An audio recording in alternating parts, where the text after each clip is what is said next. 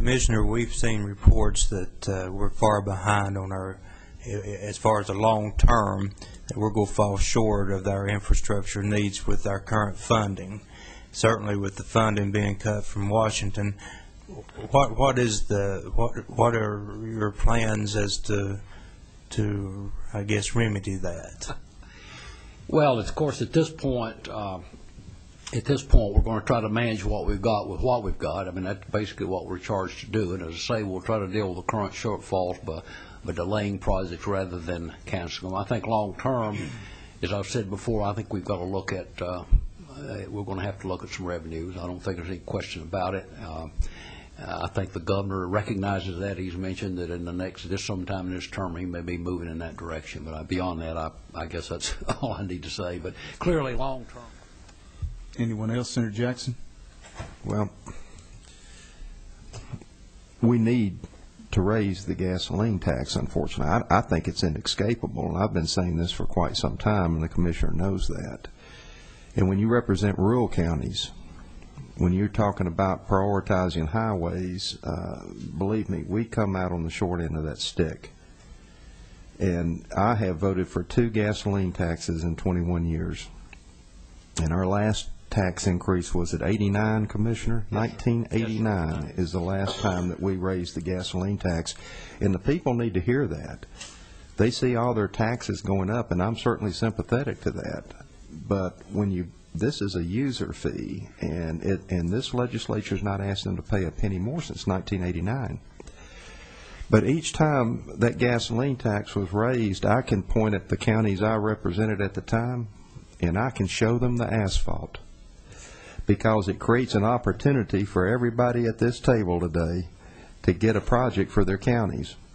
Now, when you represent big urban areas, you got a lot going on anyway. It's probably not going to be noticed. But when you represent counties that get a new highway, it might be something that happens once in a generation. They take note of that.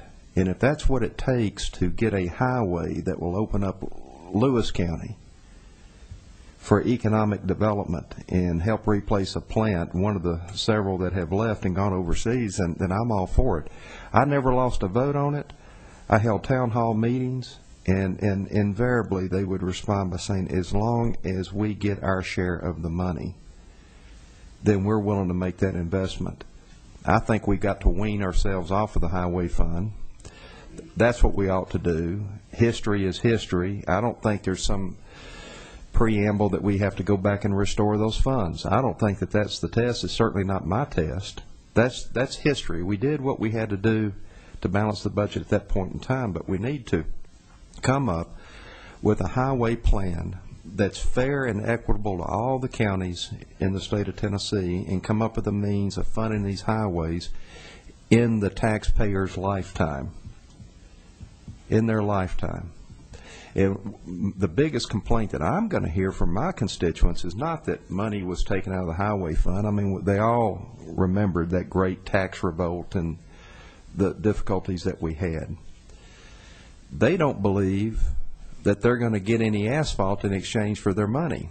That's the biggest problem that I'm going to have to deal with. You're asking us to pay more, and we come into Nashville and see a $100 million interchange over White Bridge Road. Oh, it's beautiful. It just swoops around. It's a wonderful project, Commissioner, and I'm sure that there are studies and it shows that it's needed, because they had to wait in line a little while to turn on White Bridge Road.